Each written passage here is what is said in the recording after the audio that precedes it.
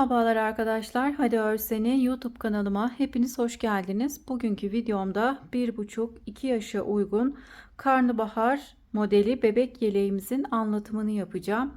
Yeleğimi 3,5 numara şiş kullanarak ördüm. 2 yumağa yakında ip kullandım. İpim Nako Elite Baby. Ben beyaz renk tercih ettim. Sizler de istediğiniz renklerde örebilirsiniz. Yeleğimde 5 adet düğme kullandım. Yeleğimizin arkasını da göstermek istiyorum. Yeleğimizin arkası da böyle arkadaşlar. Sade ve şık bir model. Şimdi yeleğimizin ölçülerini vereyim. Beden genişliğimiz 29-30 santim. Omuz kısmından beden uzunluğu ise 35 santim. Bu ölçüler şişinize, ipinize ve elinizin sıkılığına göre değişiklik gösterebilir. Kanalıma abone değilseniz ücretsiz olarak abone olabilirsiniz. Beğeni ve yorumlarınızla desteklerseniz sevinirim. Paylaşacağım yeni örgü videolarından anında haberdar olmak isterseniz de bildirim zilini açabilirsiniz. Şimdi karnabahar modeli bebek yeleğimizin yapılışına geçelim. Herkese kolay gelsin. Yeleğimize 3,5 numaralı şişe 79 ilmek atarak başlıyorum. İlmeklerimi şişime attıktan sonra ilk ilmeği ters olarak örüyorum. Bir ilmek daha ters örüyorum. Diğer ilmeklerimi de ters olarak öreceğim.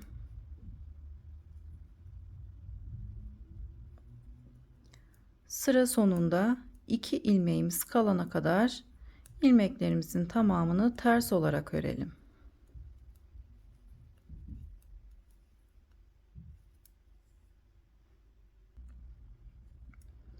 Sıra sonunda 2 ilmeğim kalana kadar bütün ilmeklerimi ters olarak ördüm. Sondaki 2 ilmeği örmeden şişime takıp ön yüze geçiyorum. 3 sıra yakası için haroşa öreceğim. Haroşamı her iki yönde de tersten örüyorum. Sıra başındaki 2 ilmeği düz olarak örüyorum. Kenar kısmımız birit olarak devam edecek. Sıra sonundaki 2 ilmeği örmeden alıp sıra başında 2 ilmeği düz olarak örüyorum. 5 ilmek ters öreceğim. Kenarda 2, 4, 6, 7 ilmeğimiz patımız olarak devam edecek. Şimdi yakasını ördükten sonra pat kısmımızı ayıracağız.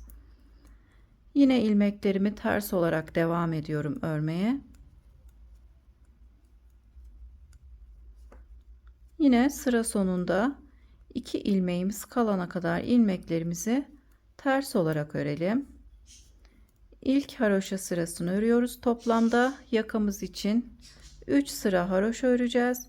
Haroşalarımızı da her iki yönde tersten örüyoruz.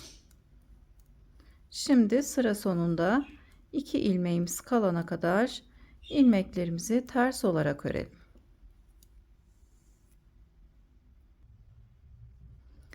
Sıra sonunda 2 ilmeğim kalana kadar ilmeklerimi ters olarak ördüm. İpimi arkaya aldım.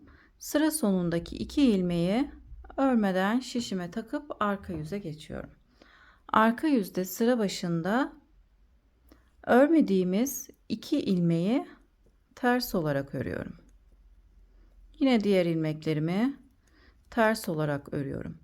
Ön yüzde sıra başında örmeden almış olduğumuz 2 ilmeği düz örüyoruz. Arka yüzde sıra başında ters örüyoruz. Arka yüzde olduğumuz için sıra başındaki 2 ilmeği ters örüp diğer ilmeklerimi de sıra sonuna kadar ters olarak örüyorum. Yine sıra sonunda 2 ilmeğimiz kalana kadar ilmeklerimizi ters olarak örelim.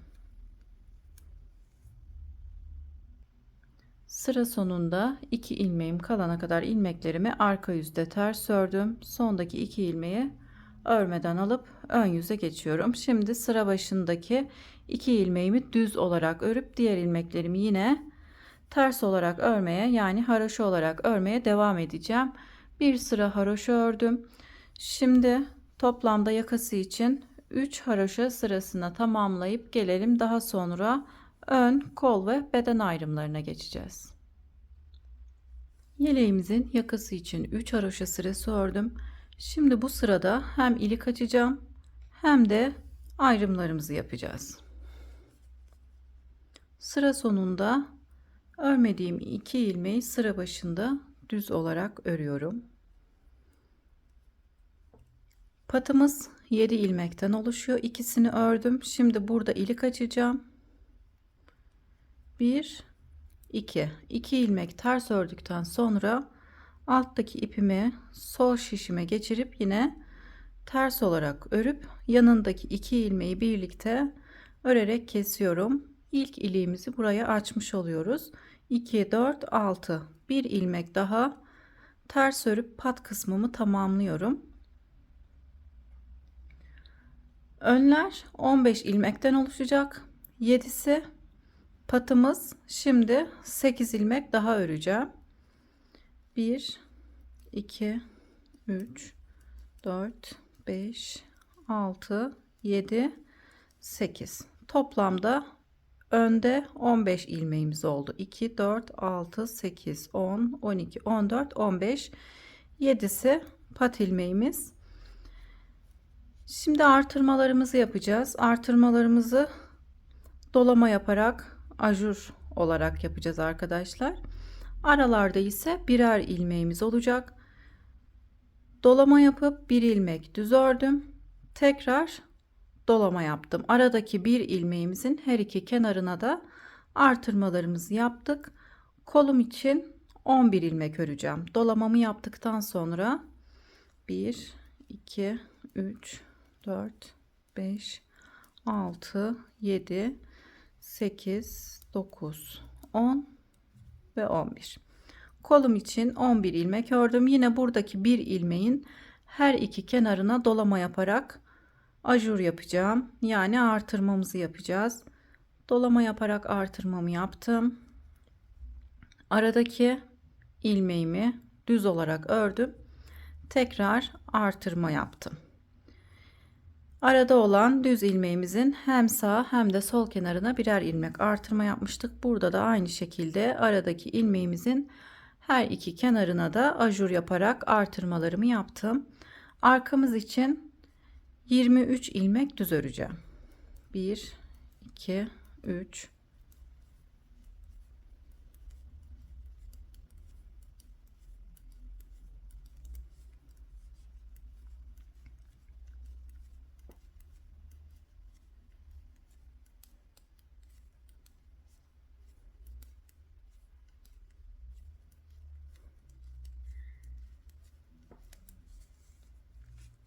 Artırmamı yaptıktan sonra sayıyorum. 2 4 6 8 10 12 14 16 18 20 22 23.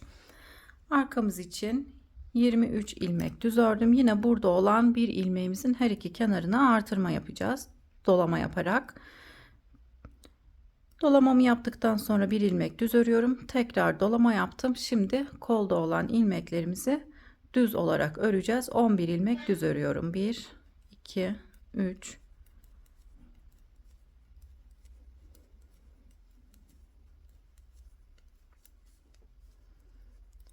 11 2 4 6 8 10 11 ilmek kolum için düz ördükten sonra yine arada olan ilmeğimin her iki kenarına artırma yapacağım. Dolama yaparak artırmamı yaptım. Bir ilmek düz ördüm. Tekrar artırmamı yaptım. 8 ilmek düz öreceğim. Burada 15 ilmeğim kaldı. 8 tanesini düz olarak örüyorum. 1 2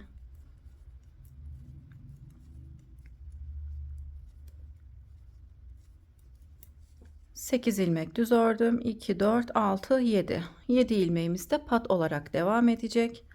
İpimi öne alıp 5 tanesini haroşa olarak örüyorum. İpimi arkaya aldım. Sonda kalan 2 ilmeği yine aynı şekilde örmeden şişime takıp arka yüze geçiyoruz. Sıra başındaki örmediğimiz 2 ilmeği ters olarak örüyorum. Yine diğer ilmeklerimi de ters olarak örüyorum.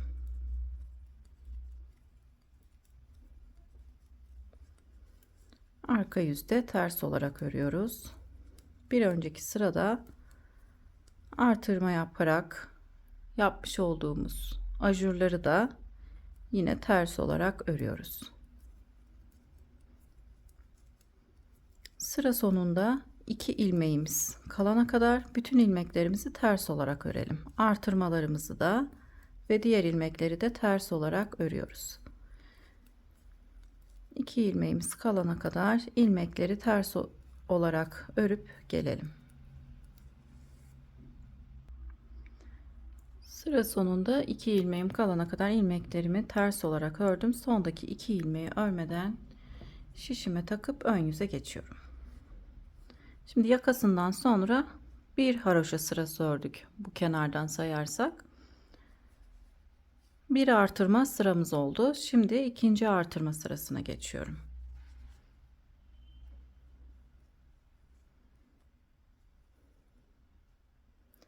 Yine sıra başındaki 2 ilmeği düz olarak örüp 5 ilmek ters örüyorum.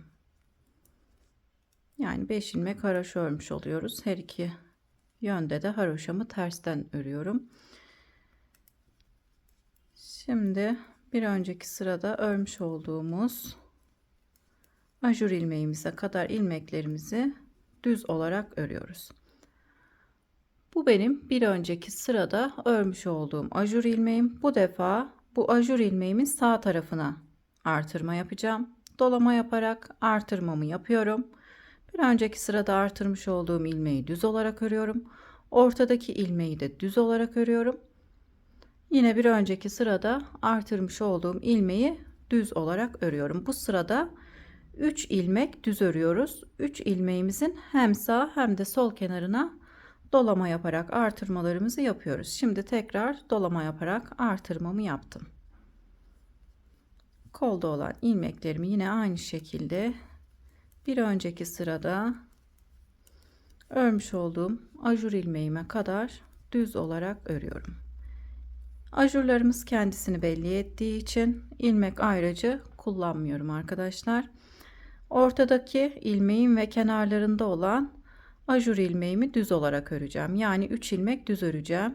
1, 2, 3 ilmek. Kenarlarına artırmalarımızı yapacağım. Dolama yaparak artırmamı yapıyorum. 3 ilmek düz örüyorum. 3 ilmekten sonra tekrar dolama yaparak artırmamı yaptım. Arkada olan ilmeklerimi düz olarak örüyorum. Bir önceki sırada artırmış olduğum ajur ilmeğime kadar ilmeklerimizi düz olarak örelim.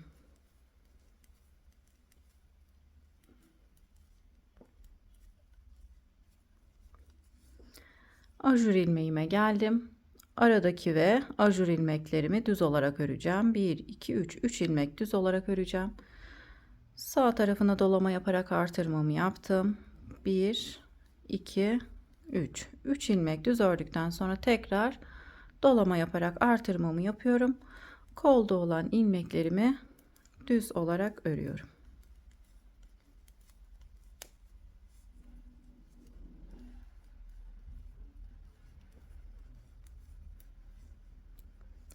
Yine ajur ilmeğime kadar geldim.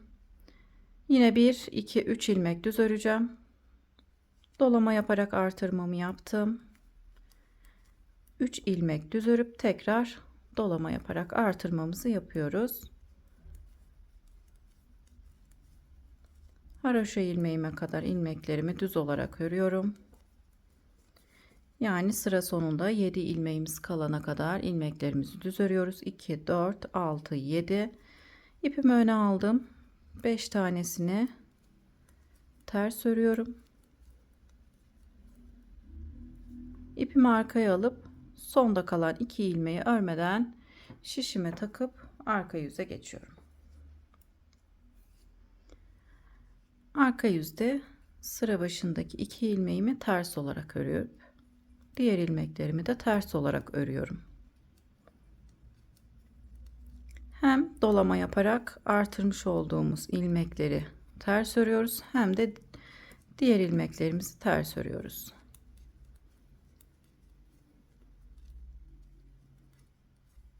Yine sıra sonunda 2 ilmeğimiz kalana kadar ilmeklerimizi ters olarak örelim. Sıra sonunda 2 ilmeğim kalana kadar ilmeklerimi ters olarak örüp sondaki 2 ilmeği de şişime geçirip şimdi ön yüze geçiyorum. Yine sıra başındaki 2 ilmeği düz olarak örüyorum. 1 2 ilmek düz örüp pat kısmımızda olan 5 ilmeği ters olarak örüyorum.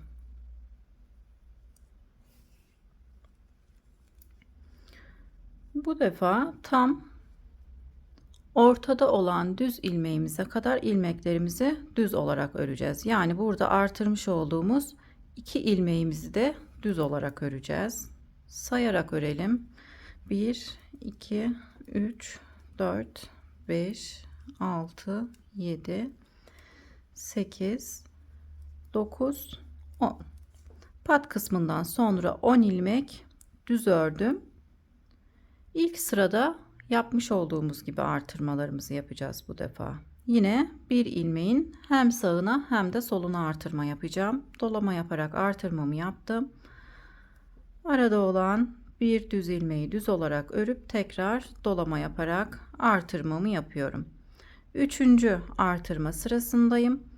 Artırmalarımızı ilk sırada olduğu gibi ortada olan düz ilmeğimizin her iki kenarına ajur yaparak artırmalarımızı yapıyoruz. Yine diğer ayrım kısmında olan aradaki düz ilmeğimize kadar ilmeklerimizi düz olarak örelim. Üçüncü artırma sırasını örüyorum. Toplamda robamızda 20 artırma sırası öreceğiz. Aradaki düz ilmeğime kadar geldim. Dolama yaparak artırmamı yapıp aradaki düz ilmeğimi düz olarak örüp tekrar dolama yaparak artırmamı yaptım. İlk sırada örmüş olduğumuz gibi aradaki düz ilmeğin her iki kenarına. Yani ilk sırada bir ilmek düz örüyoruz. Diğer artırma sırasında 3 ilmek düz örüp kenarlarına artırma yapıyoruz.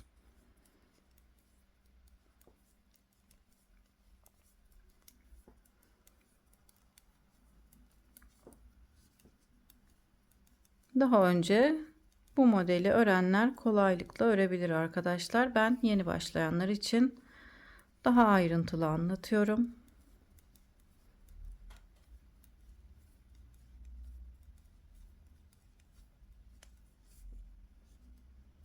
Aradaki düz ilmeğime kadar arka bedende olan ilmeklerimizi düz olarak ördüm. Şimdi buradaki düz ilmeğimizin her iki kenarına artırmalarımızı yapalım.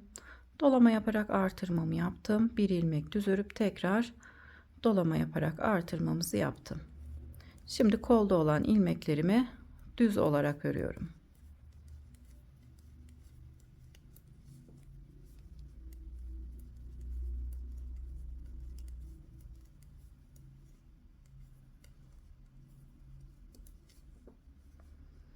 Aradaki düz ilmeğime geldim. Dolama yaparak artırma yapıp bir ilmek düz örüp tekrar dolama yapıp önümüzde olan ilmekleri düz olarak örüyorum.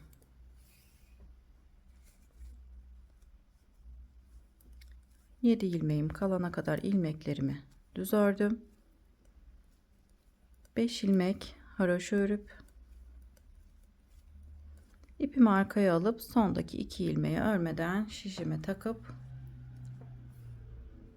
arka yüze geçiyorum. Bütün ilmeklerimizi ters olarak örüyoruz. Şimdi sıra sonunda 2 ilmeğimiz kalana kadar ilmeklerimizi ters olarak örelim. Sıra sonunda 2 ilmeğim kalana kadar ilmeklerimi ters olarak ördüm. 2 ilmeği örmeden şişime takıp ön yüze geçiyorum. Şimdi 4. artırma sırasındayız. İkinci artırma sırasını örmüş olduğumuz gibi öreceğiz. 2 ilmeği düz ördükten sonra 5 ilmek ters ördüm. 1 2 3 4 5 6 7 8 9 ve 10 ilmek düz ördüm. Pat kısmımızdan sonra 10 ilmek düz ördüm. Yine burada artırmalarımızla birlikte 3 ilmeğimiz oldu. 3 ilmeğin her iki kenarına dolama yaparak artırmalarımızı yapacağız. Dolamamı yaptım. 1 2 3 3 ilmek düz ördükten sonra tekrar dolama yapıyorum. Kolda olan ilmeklerimizi düz olarak örüyoruz. Artırmalarımız bu şekilde ikili olarak devam ediyor. Önce birinci sırasında arada olan bir ilmeğin her iki kenarına artırmamızı yapıyoruz. İkinci sırada 3 ilmeğin her iki kenarına artırmamızı yapıyoruz. Bu şekilde toplamda 20 artırma sırası olana kadar örmeye devam edeceğiz. Yine artırmalarımızla birlikte 1 2 3 ilmeğimiz oldu.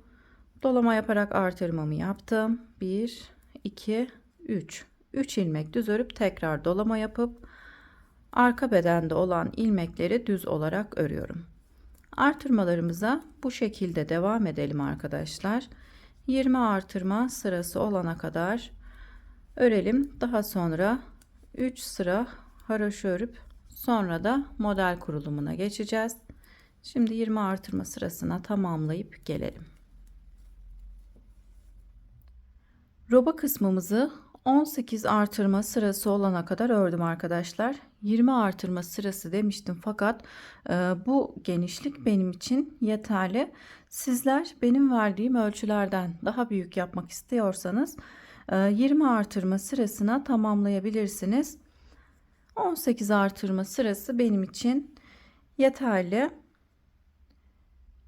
Tam şu kısımda ikinci iliğimi de açtım. 14 haroşa sırasında bir de iliklerimizi açalım. İlk iliğimden sonra 2 4 6 8 10 12 14 haroşa sırası örüp ikinci iliğimi açtım. Şimdi kolumuz için 3 haroşa sırası öreceğiz. Daha sonra kolu keseceğim arkadaşlar.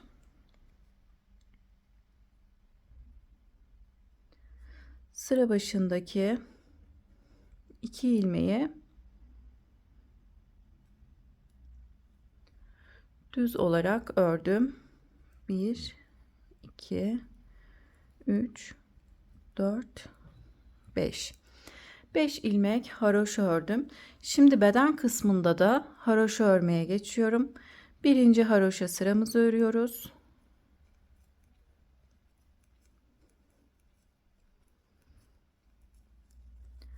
Arada olan düz ilmeğimizi de haroşa öreceğiz. Buradaki ilmeğimize kadar ilmeklerimizi haroşa olarak örelim. Arada olan düz ilmeği bedene ekleyeceğimiz için o ilmeğimizi de haroşa olarak öreceğim. Ve şu şekilde ilmek sayısı da veririm arkadaşlar.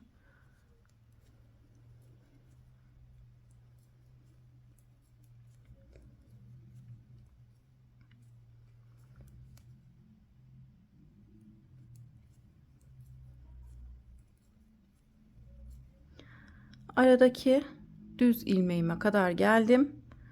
Bu ilmeğimi de bedene ekliyorum. O yüzden arada olan düz ilmeğimi de ters olarak örüyorum. Şimdi önde olan ilmeklerimizi sayalım. 2 4 6 8 10 12 14 16 18 20 22 24 26 28 30 32 34.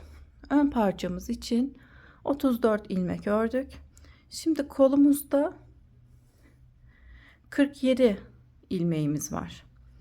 Bu aradaki ilmeği arka bedene ekleyeceğiz. Hemen onun yanındaki ilmeğimizi öreceğiz. haroşa olarak. Kolda toplamda 47 ilmek öreceğim.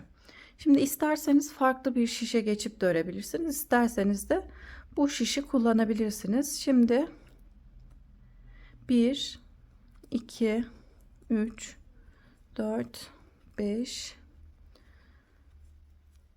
47 ilmek olana kadar örelim arkadaşlar. 47. ilmeğimizi örmeden alacağız. Kolda toplamda 47 ilmeğimiz olacak.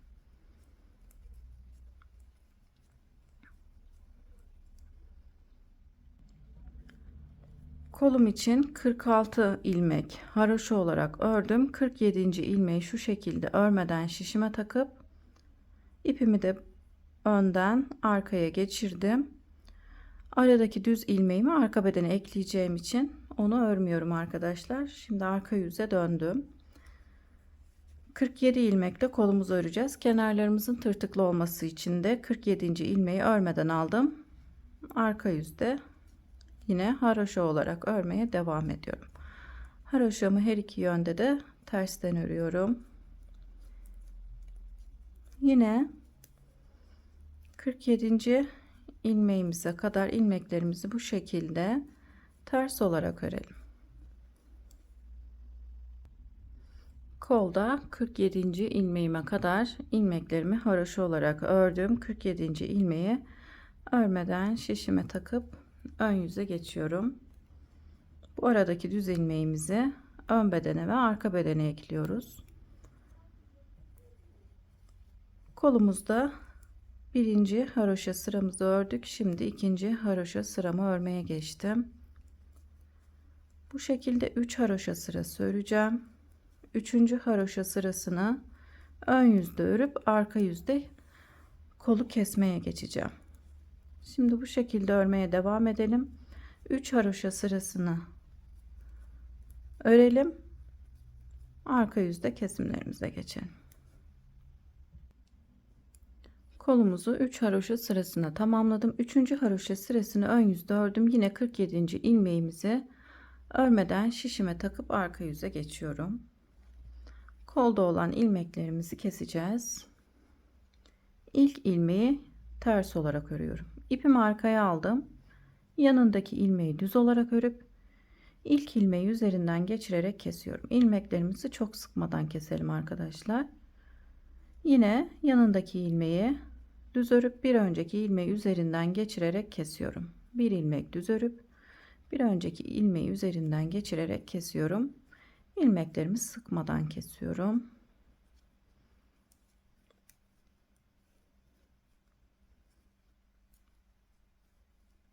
Kolumuzda olan ilmeklerimizi bu şekilde hem örüp hem keselim.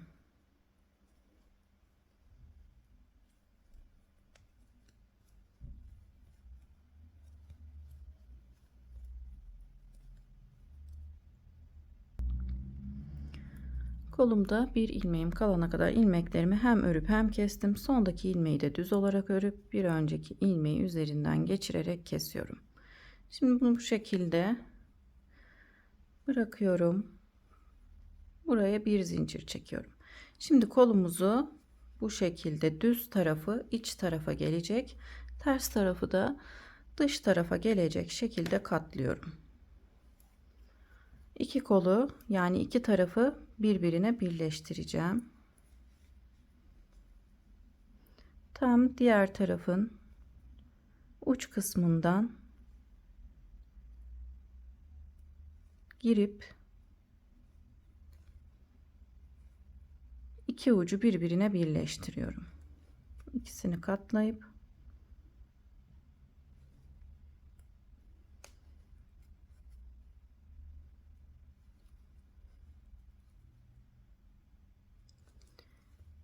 iki tarafı birbirine bu şekilde tığ yardımıyla birleştiriyorum.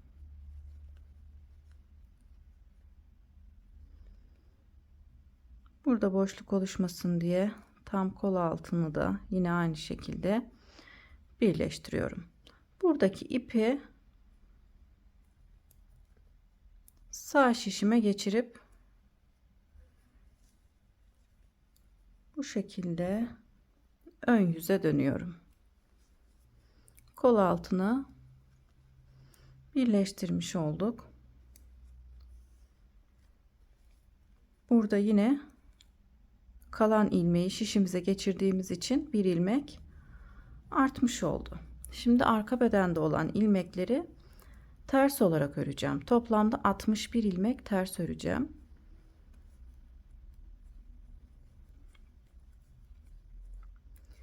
Yani buradaki arada olan düz ilmeğimi de arka bedene ekleyeceğim. Bununla birlikte 61 ilmeğimiz oluyor. Arka bedendeki ilmeklerimizi ters olarak örelim. Arka bedende olan ilmeklerimi ördüm. En son 60. ilmeğimi ördüm. Bu aradaki düz ilmeği de arka bedene ekliyorum. 61 ilmek arkamız için örmüş oldum. Şimdi kolumda olan 47 ilmeği de yine diğer kolda örmüş olduğum gibi 3 sıra örüp arka yüzde kesimlerimizi yapacağız. Yine 47 ilmeğimi ters olarak öreceğim.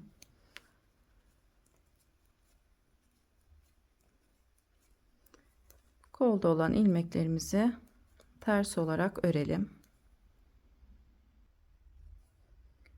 46 ilmek ördüm. 47. ilmeğimi bu şekilde örmeden şişime taktım.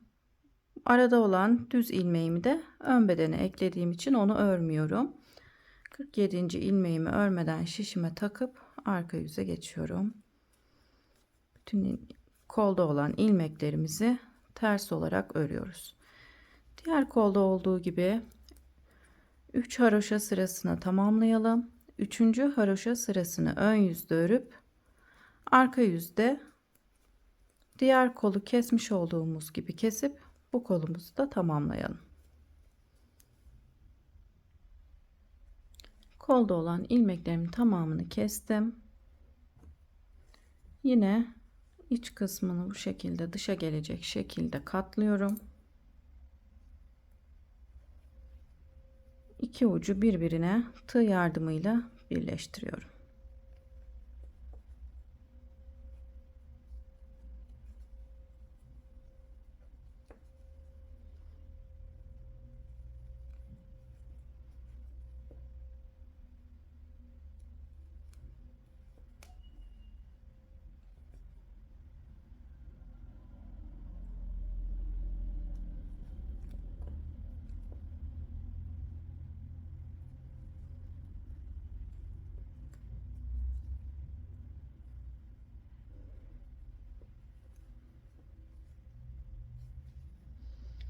Burada olan ilmeği yine aynı şekilde sol şişime, pardon, sağ şişime takıp ön yüze geçiyorum. Yine burada bir ilmek artırmış oluyoruz. Bu ilmeği takınca ilmek sayımız artmış oluyor. Yine haroşa örmeye devam ediyorum. Beden kısmını da 3 haroşa sırasına tamamlayacağız. Şimdi ilk haroşa sırasını örüyoruz. İlmeklerimi sıra sonuna kadar haroşa olarak örmeye devam edeceğim. Sıramızı tamamlayalım. Yine bu kenar kısmımızı birit olarak devam edeceğiz. Sondaki 2 ilmeği örmeden şişimize takacağız. Sıramızı tamamlayıp gelelim. Sıramı tamamlayıp arka yüze geçtim. Şişimde toplamda 131 ilmeğim var. 131 ilmekten kenar pat ilmeklerimi çıkarıyorum. 7 ilmek buradan, 7 ilmek buradan, toplamda 14 ilmek çıkarıyoruz 131 ilmekte. 117 ilmeğimiz kalıyor. Modelimizi kurmak için de 121 ilmeğe ihtiyacımız var arkadaşlar. O yüzden 4 ilmek artırma yapacağım. 2 ilmek bu kol altından, 2 ilmek de bu kol altından artırmamızı yapacağız. Modelimizi 8'in katları artı 1 ilmek üzerine kuruyoruz. O yüzden 4 ilmeğe ihtiyacımız var.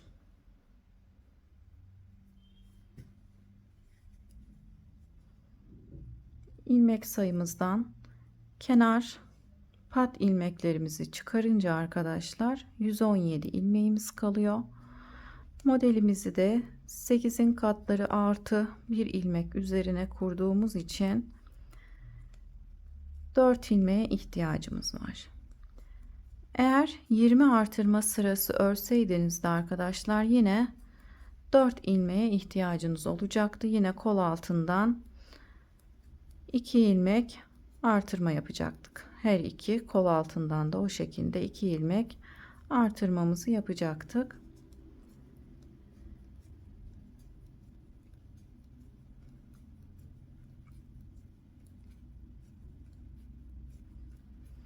Kol altına kadar ilmeklerimi örmem gerektiği gibi ters olarak örüyorum.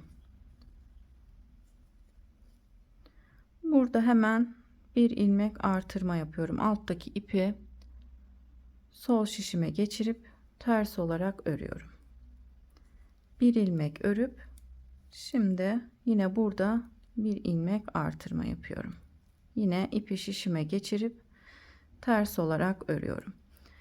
Diğer kol altına kadar ilmeklerimizi ters olarak örelim. Diğer kol altına kadar ilmeklerimi ters örerek geldim. Buradaki ilmeğim arkadaşlar kol altını birleştirmiş olduğumuz ilmek. Şimdi onun her iki tarafına artırma yapacağım. Yine alttaki ipi şişime geçirip ters olarak örüyorum. Bir ilmek ters örüp bu defa yine sol tarafına artırmamı yapıyorum. Her iki kol altında da 2 ilmek artırmış olduk. Toplamda 4 ilmek artırmış olduk. Şişimizde 131 ilmeğimiz vardı. 4 ilmek artırma yaparak 135 ilmeğimiz oldu.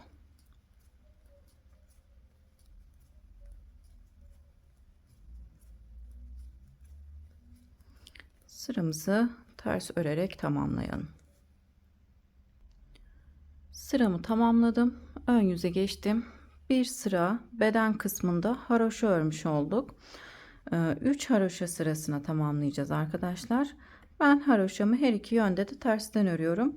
Hem ön yüzde hem de arka yüzde ters örüyorum. Bir sıra haroşa sırası ördük. Şimdi 3 haroşa sırasına tamamlayıp model kurulumuna geçelim.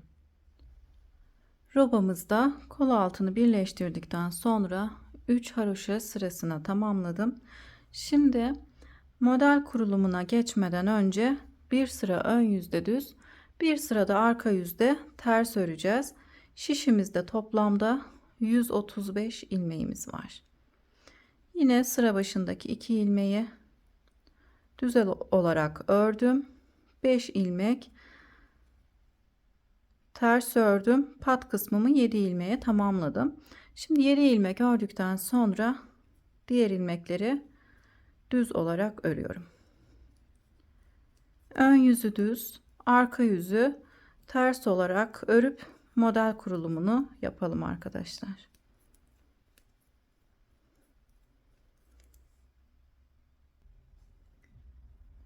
Üç haroşa sırasından sonra bir sıra ön yüzde düz, bir sırada arka yüzde ters ördüm.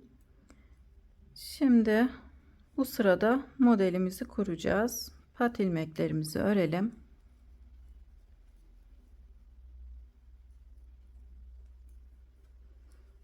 Yedi ilmek pat ilmeklerimi ördükten sonra model kurulumuna geçiyorum. Modelimiz 6 sıradan oluşuyor arkadaşlar. Şimdi birinci sırasını örelim. Buradaki ilmeğimin yönünü çevirdim. 2 ilmeği birlikte örerek kestim. Bir ilmek dolama yaptım. Bir ilmek düz ördüm. İkinci dolamamı yaptım. Düz ördüm.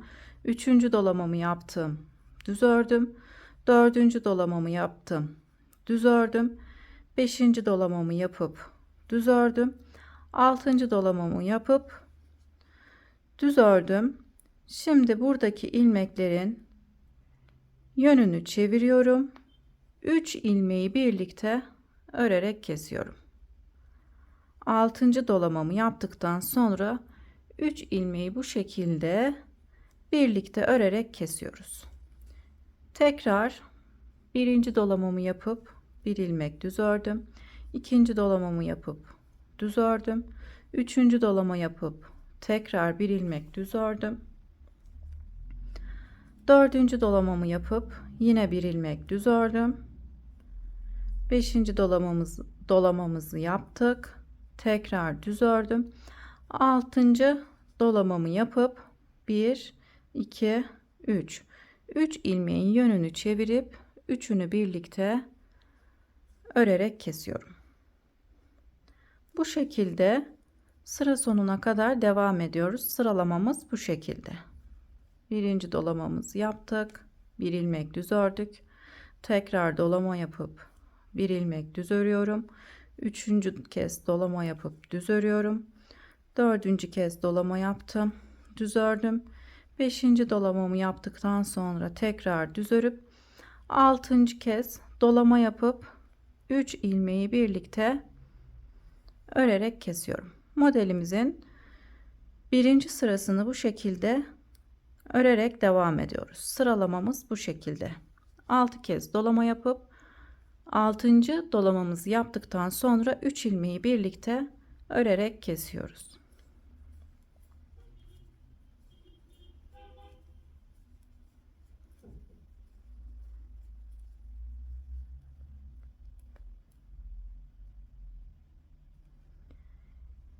İlmeklerimizi bitirene kadar bu şekilde örelim arkadaşlar. Birinci sıramızı bu şekilde örüp tamamlayalım. İlmeklerimi sıra sonuna kadar ördüm. Son modelimdeyim. 6. kez dolamamı yaptım. Burada 2 düz ilmeğim kaldı. İkisini birlikte keserek örüyorum. Sıra sonunda 2 4 6 7 ilmek pat ilmeklerim kaldı. 5 tanesini haroşa olarak örüp ipimi arkaya alıp sondaki 2 ilmeği örmeden şişime takıp arka yüze geçiyorum. Modelimizin ikinci sırasını örmeye geçiyoruz. Pat ilmeklerimizi örelim. 2 3 4 5 6 7 ilmek pat ilmeklerimi ördükten sonra bütün ilmekleri düz öreceğim. Ters değil de arka yüzdeyiz. Düz örüyorum. İkinci sırasında modelimizin ikinci sırasında arka yüzde bütün ilmeklerimizi düz örüyoruz. Sadece pat ilmeklerimizi haroşa olarak örüyoruz.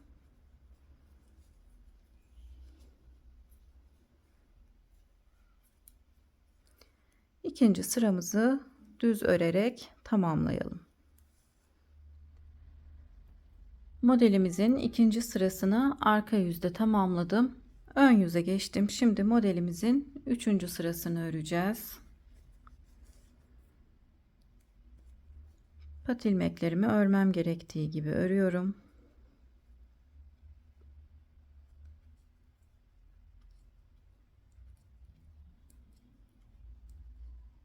İki, dört, altı, 7 ilmek patımızı ördükten sonra yine sıra başındaki 2 ilmeği birlikte örerek kesiyorum.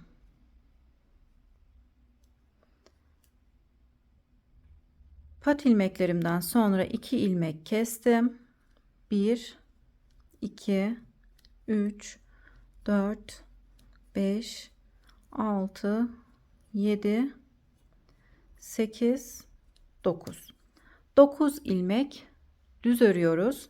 Daha sonra bir önceki sırada 3 ilmeği birlikte örerek kesmiştik.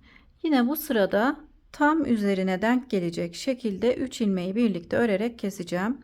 9 ilmek düz ördükten sonra yine buradaki ilmeklerimin yönünü çeviriyorum. 3 ilmeği birlikte örerek kesiyorum. Tekrar 9 ilmek düz örüyorum. 1 2 3 4 5 6 7 8 9 ilmek düz ördükten sonra yine bir önceki sırada kesmiş olduğumuz 3 ilmeğin üzerine denk gelecek şekilde yine 3 ilmeği birlikte örerek kesiyorum. Fakat ilmeklerimin yönünü çevirip 3 ilmeği birlikte örerek kesiyorum. 9 ilmek örüp 3 ilmek kesiyoruz. 3. sıramızda 9 ilmek düz örüp 3 ilmek kesiyoruz. 3 4 5 6 7 8 9 9 ilmek örüp 3 ilmeğin yönünü çevirip üçünü birlikte örerek kesiyorum. Tekrar 9 ilmek düz örüyorum. 3. sıramızın sıralaması bu şekilde arkadaşlar. Bu şekilde sıra sonuna kadar örmeye devam edelim.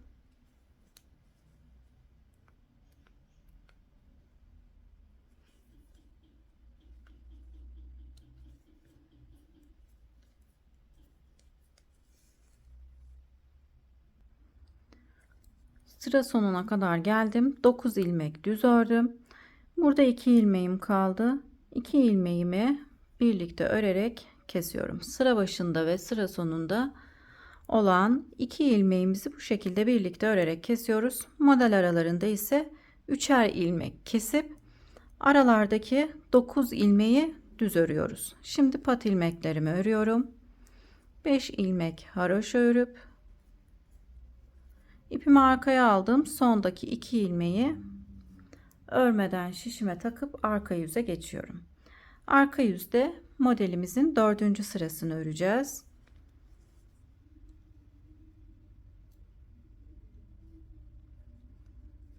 Pat ilmeklerimi ters olarak örüyorum. 3 4 5 6 7 7 ilmek patımızı ördükten sonra diğer ilmekleri de ters olarak örüyorum. Modelimizin 4. sırasında bütün ilmeklerimizi ters olarak örüyoruz. Sıramızı ters örerek tamamlayalım. 5. sıramızı örmeye geçelim.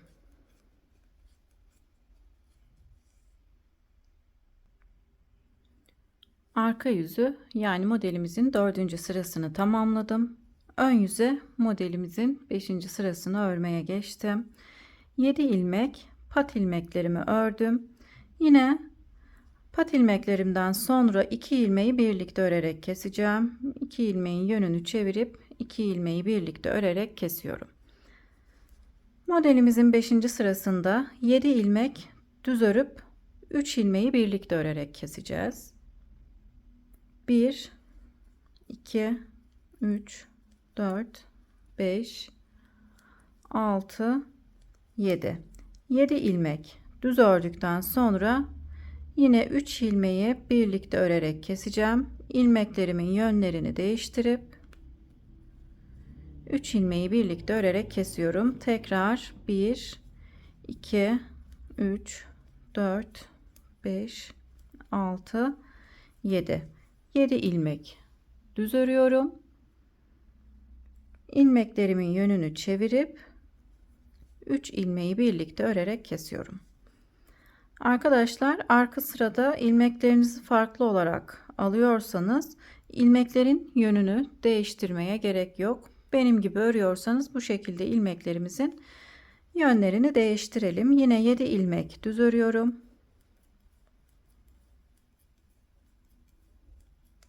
7 ilmek düz ördükten sonra yine bir önceki sırada kesmiş olduğum 3 ilmeğin üzerine denk gelecek şekilde 3 ilmeği birlikte örerek keseceğim. İlmeklerimin yönünü değiştirip kesiyorum. Tekrar 7 ilmek düz.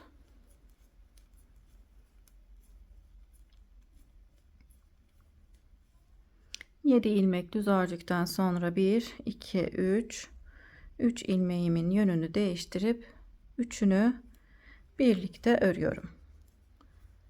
5. sıramızın sıralaması bu şekilde arkadaşlar. Bu şekilde tekrarlayarak devam edelim.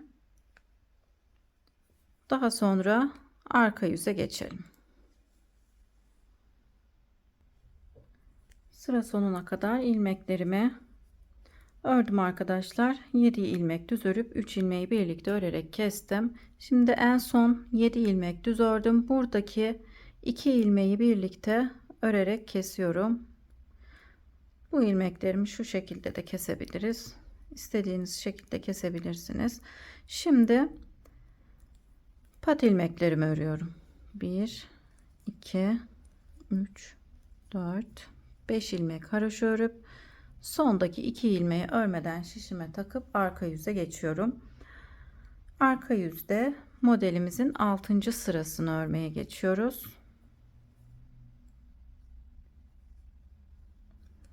Pat ilmeklerimizi ters olarak örelim. 7 ilmeğimizi 3 4 5 6 7 patımızı ters olarak ördüm. Diğer ilmeklerimi de ters olarak öreceğim. Yani 6. sıramızda arka yüzde bütün ilmeklerimizi ters olarak örüyoruz.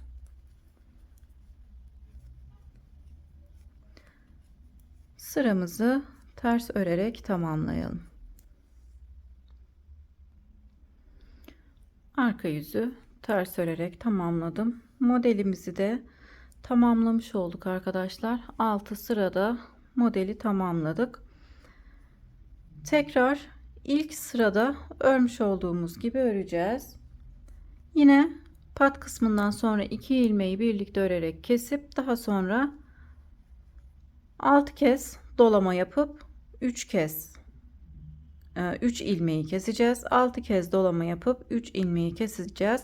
Yani modelimizin birinci sırasını örmüş olduğumuz gibi örerek yeleğimizin beden kısmına devam edelim arkadaşlar. Beden kısmı istediğimiz uzunluğa gelene kadar örelim.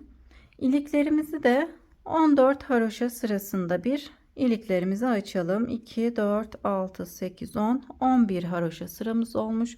3 haroşa sırası daha örüp 3. iliğimizi de açalım.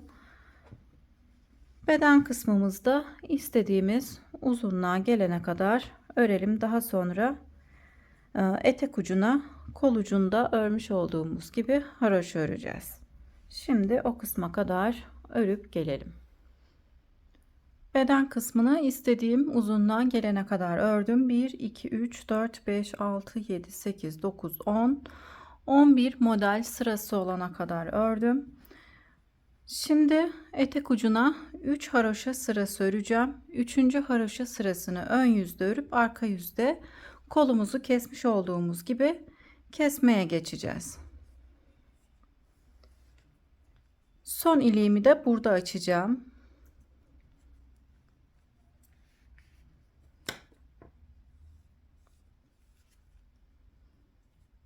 Beşinci iliğimizi açalım. Sıra başındaki 2 ilmeği düz olarak örüp 2 ilmek ters ördüm. Alttaki ipi şişime geçirip ters olarak örüyorum. Yanındaki 2 ilmeği birlikte örerek kesiyorum. 1 ilmek ters örüp pat kısmımı tamamlıyorum. Şimdi haroşa örmeye geçiyorum. 3 haroşa sırası öreceğiz. Haroşalarımı her iki yönde de tersten örüyorum. O yüzden ilmeklerimi ters olarak örmeye devam ediyorum. Toplamda 3 haroşa sırası örelim. 3. haroşa sırasını ön yüzde örüp arka yüzde kolumuzu kesmiş olduğumuz gibi keselim. Düğmelerimizi de dikip yeleğimizi tamamlayalım.